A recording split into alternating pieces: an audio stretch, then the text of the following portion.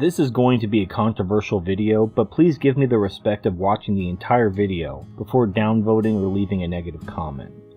This issue is going to take some time to unpack, and I don't want my position to be misunderstood. I was listening to a debate regarding the whole married and MGTOW thing on Psychological Cynic's channel, link in the description.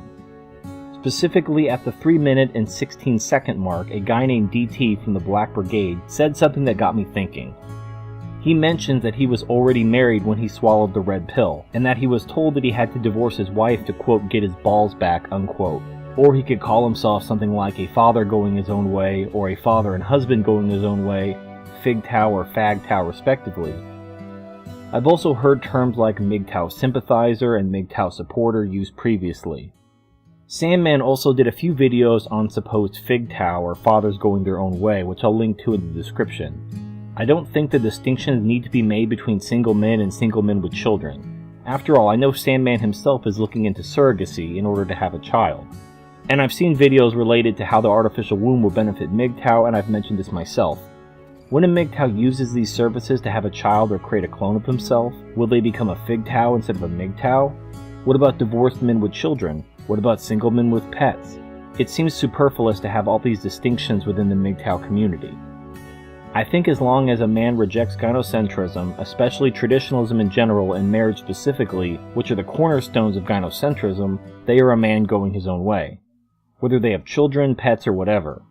However, DT brought up a category that I have not previously thought about before, and that is men who swallow the red pill who are already married. Many men swallow the red pill only after a divorce, when they discover the true nature of women on full display in divorce and family court. However, what about the men that stumble across MGTOW content on YouTube or elsewhere, discover the truth about female nature, but have not yet experienced a divorce? Many MGTOW would say that they should divorce their wife regardless of the consequences or flee the country. However, these supposed solutions are not realistic, but they seem to be the prevailing opinion within the community. Let me explain why it's not realistic for a man to simply divorce his wife after swallowing the red pill, especially if he has children. In my video Monkeynomics 101 Marriage, Divorce, and MGTOW, which I'll link to in the cards, just click the icon with a lowercase I in it. I go into how men are made economic wage slaves to their ex-wives who cannot even support a modest standard of living with an average $50,000 per year job. In my original video, I did not figure in the standard deduction. So let me revise the figures a bit from my previous video to demonstrate what would happen if this newly awakened married man divorces his wife, and for this example, let's also say they have 2 children. The man makes the US median income of $50,000 for the sake of simplicity. He's in the 25% tax bracket, but factoring in the standard deduction, his tax liability is $5,718.75 for federal taxes, $2,402.80 for state taxes, $3,100 for Social Security, and $725 for Medicare. His final take-home pay is $38,053.45. Using the same figures for child support from my previous video for 2 children, he would be responsible for $15,600 per year for his 2 children. But his alimony would be a bit higher from my previous video because the man's net income is higher due to the standard deduction, and alimony is 20% of net income. Alimony would be $7,610.69 in this case. We will be using the same standard living expense for a single person at $15,640 a year. This leaves the man with negative $797.24. And while not as bad as the negative $6,000 from my previous video, he's still working a $50,000 job for no money and is a wage slave to his ex-wife. Also, there's something that I did not consider or factor in before, and that is that during the divorce settlement, the judge may require the man to carry his ex-wife and children on his employer's health insurance, in addition to child support. Single health insurance costs an average $6,025 per year, which would usually be covered mostly or entirely by the man's employer.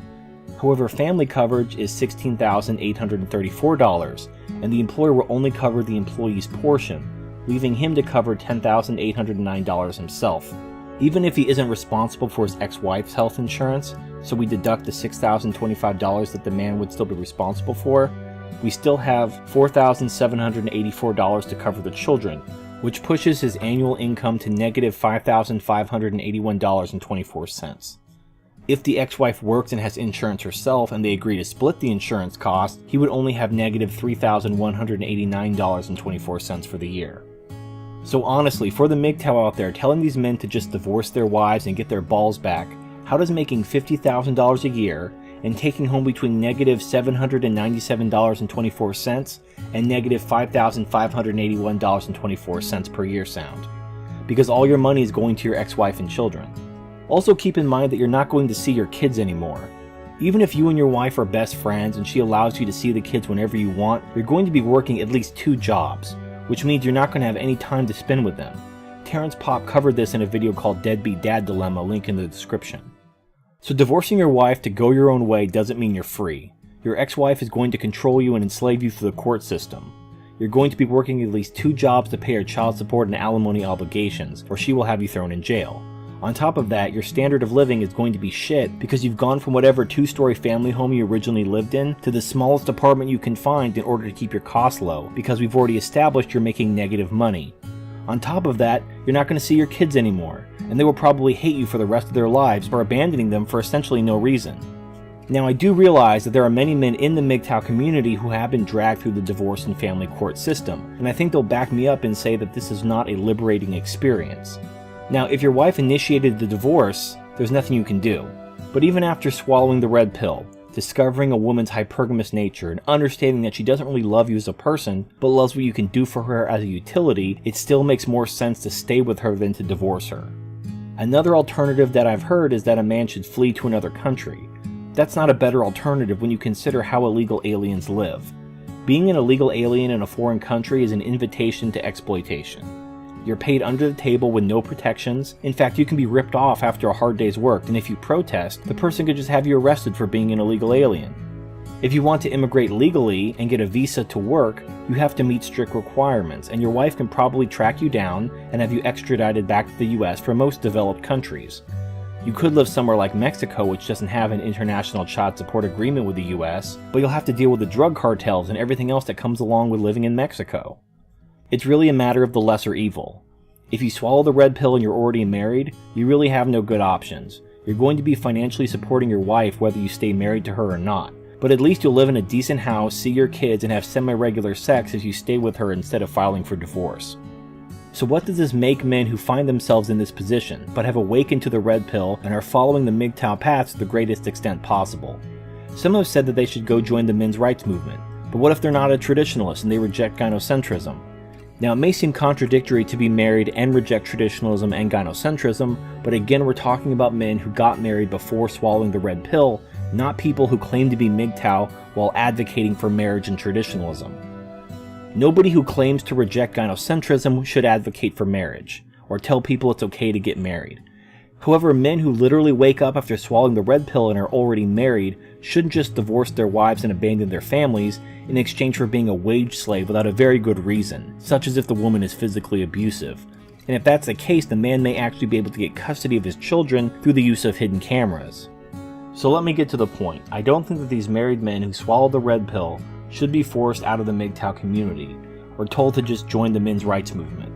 If these men see value in the MGTOW community's focus not on politics and anti-feminism, but on helping men understand human nature, self-improvement, brotherhood, and self-actualization, they should not be driven out or told to call themselves FAGTOW or MGTOW sympathizers.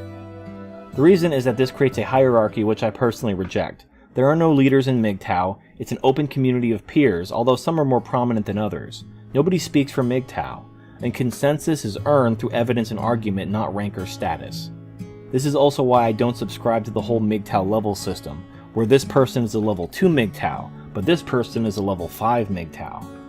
The levels imply higher status, and I prefer to use a base standard and allow everyone else to just express their own concepts of self-actualization beyond that. As long as you reject gynocentrism, including institutions like marriage, you're a man going his own way. Whatever you do beyond that is going to be more of a reflection of your concept of self-actualization than anything else. If you're a single man, you should commit to never getting married, period.